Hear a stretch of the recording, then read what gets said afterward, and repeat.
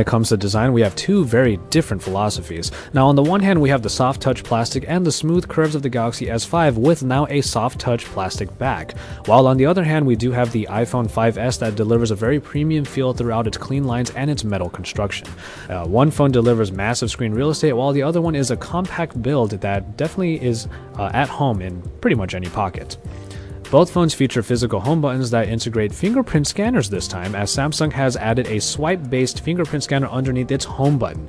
You'll have to slide your finger across as compared to Apple's implementation, in which you can just press onto the home button. Depending on what you really want out of your screen, the battle here might seem a little bit one-sided. It's very hard to compare two screens when there is a 1.1-inch difference between them, and the result is a much larger surface for obviously the Galaxy S5. The iPhone 5S's screen has been praised for its accurate color production and for its great display quality. But in the other corner, the Galaxy S5 does have a higher pixel density, is larger in general for media consumption,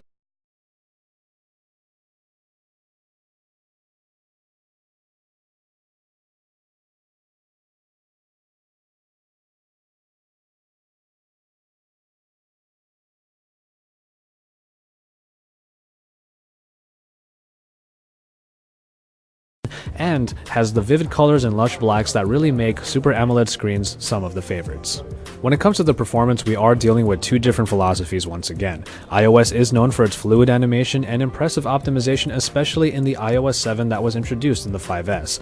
It does sail through most of the processing built in. Now contrast this to the Galaxy S5, which sports Snapdragon processing that clocks in at 2.5 GHz. Now this is a huge increase compared to previous models, and also since it is a quad-core processor, its philosophy is obviously different from the processor found in the iPhone 5S. Well, in either case, you are definitely going to get the speed you need. Now, when it comes to the hardware, Samsung really trying to put everything into their new Galaxy device definitely gives it the lead by a bit of a margin, because it just has a much bigger number of features compared to the iPhone 5S. It has everything from NFC to a micro SD card slot and a removable battery, but also one feature that was very interestingly included onto the S5 was a heart rate monitor on the back, in which you can check your heart rate by laying your finger on top of the area.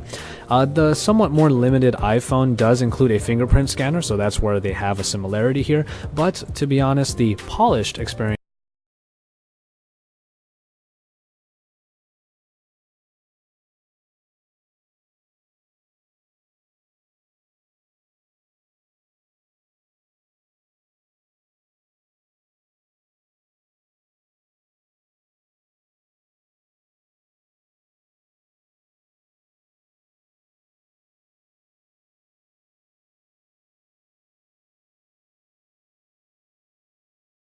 So ISO sensor found in the S5 should give the excellent iPhone camera a run for its money, because it sports great power with a lot of those settings made to get truly the most out of your smartphone photography.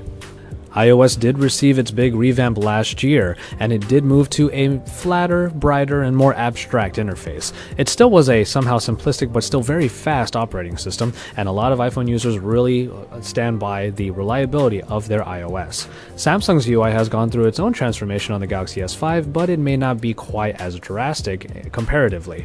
Yes, there were some changes to some of the elements, but overall TouchWiz still pretty much looks the same. There is some new multitasking available with that recent apps button, and the My Magazine UI is now a second screen all the way on the left of your home screens. The only problem here is that while TouchWiz still remains pretty speedy and pretty fast and reliable, it pretty much still looks the same, and if we were looking for an update to it, we may not have gotten it here on the S5. And so, there you have it, for the two flagship phones that really represent their companies very well. On the one hand, we do have a phone that is a little bit more accessible due to its size, but also has a pretty polished experience.